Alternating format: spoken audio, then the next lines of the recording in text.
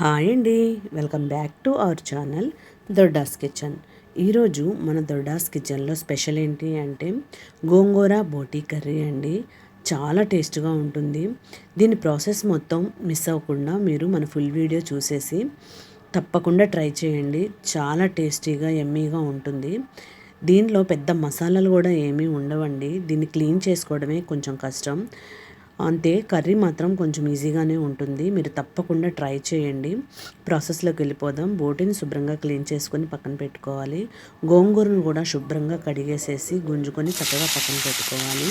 అలాగే పొయ్యి మీద కళాయి పెట్టి కూరకి సరిపడినంత ఆయిల్ వేసుకోండి. బోటి గోంగూర రెండిటికి సరిపడినంత ఆయిల్ వేసేసుకొని ఒక 2 ఆనియన్స్, ఒక 4-5 గ్రీన్ చిల్లీ కూడా కట్ చేసేసుకొని ఇందులో వేసుకొని మంచిగా ఫ్రై అవ్వాలండి.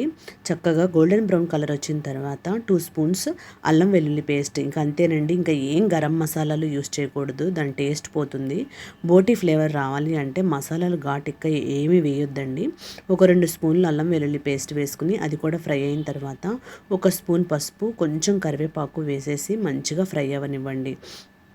మసాలాలు చక్కగా మంచిగా ఫ్రై అయిపోయిన తర్వాత మనం క్లీన్ చేసుకున్నటువంటి బోటీని కూడా ఇందులో వేసేసుకోవాలి.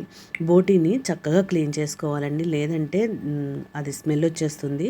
శుభ్రంగా క్లీన్ చేసేసుకొని ఇందులో వేసేసుకొని మంచిగా కలుపుకోవాలి. తర్వాత మనం టేస్ట్కి సరిపడినంత సాల్ట్ వేసుకోండి.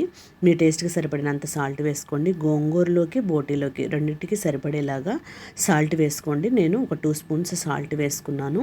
ఇలా సాల్ట్ కూడా వేసేసుకుని బాగా కలుపుకొని కూరని కొంచెం మగ్గనివ్వాలండి.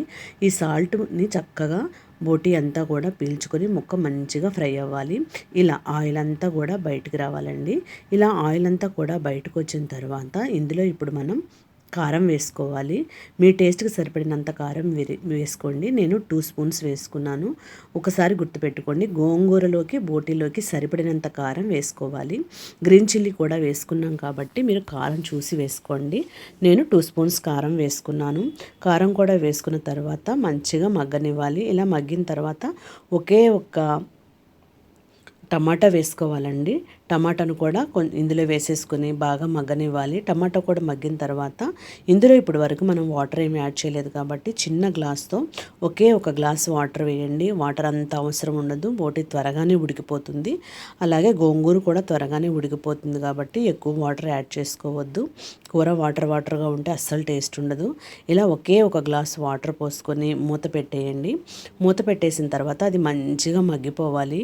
చక్కగా టమాటాలు ఉడికిపోవాలి. మసాలా అంతా కూడా బోటీకి పట్టేసేసి ఇలా ఆయిల్ బయటకు వస్తూ ఉండాలండి. ఇప్పుడు 70% మన కర్రీ రెడీ అయిపోయినట్లే. ఇలాగ రెడీ అయిన కర్రీలో మనం ఇప్పుడు గోంగూర వేసుకోవాలండి. గోంగూరని గుర్తుపెట్టుకోండి, ఖచ్చితంగా 4-5 సార్లు అయితే వాటర్లో కడగండి. ఇసుకగా ఉంటుంది, కూర ఇసుక తగులుతుందండి. శుభ్రంగా క్లీన్ చేసుకొని ఇందులో పెట్టేసుకొని మూత పెట్టండి. ఒక 5 మినిట్స్ మూత పెట్టి మగ్గనిచ్చిన తర్వాత అప్పుడు కలుపుకోండి. అప్పుడు కింద కూర అంతా కూడా చక్కగా ఉడికిపోతుంది. ఇలా గోంగూరను కూడా కలిపేసుకున్న తర్వాత చక్కగా కిందకి మీదకి బాగా కలుపుకోండి. ఇలా కలుపుకొని మరలా మూత పెట్టేసేసి ఒక 10 మినిట్స్ సిమ్లో పెట్టి ఉడకనివ్వండి. అంతేనండి, పెద్ద ప్రాసెస్ ఏమీ ఉండదు. మసాలాలు మాత్రం మీరు చాలా తక్కువ వేసుకోవాలి. చెక్క, లవంగ ఇలాంటి గరం మసాలాలన్నీ కూడా యాడ్ చేస్తే కూర మంట వచ్చేస్తుంది.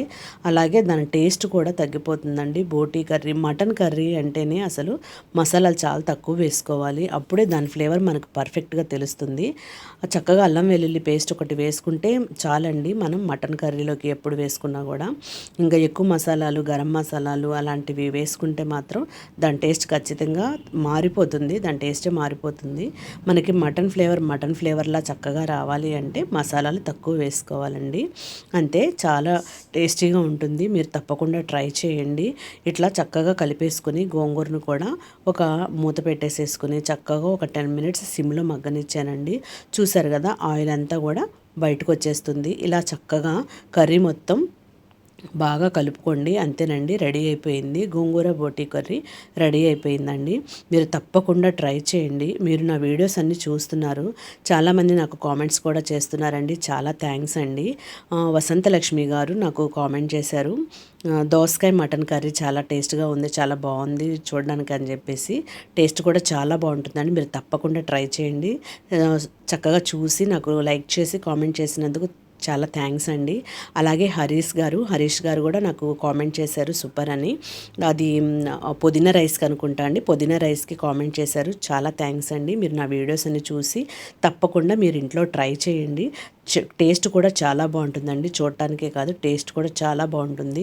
నేను ఎక్కువ మసాలాలు ఘాటు అలా ఏమీ వేయనండి. మంచిగా చక్కగా మసాలాలు తక్కువ, కారం తక్కువ వేసి కర్రీస్ చేసుకోండి. చాలా టేస్టీగా వాటి ఒరిజినల్ టేస్ట్ చక్కగా వస్తుంది. మీరు కూడా తప్పకుండా ట్రై చేయండి.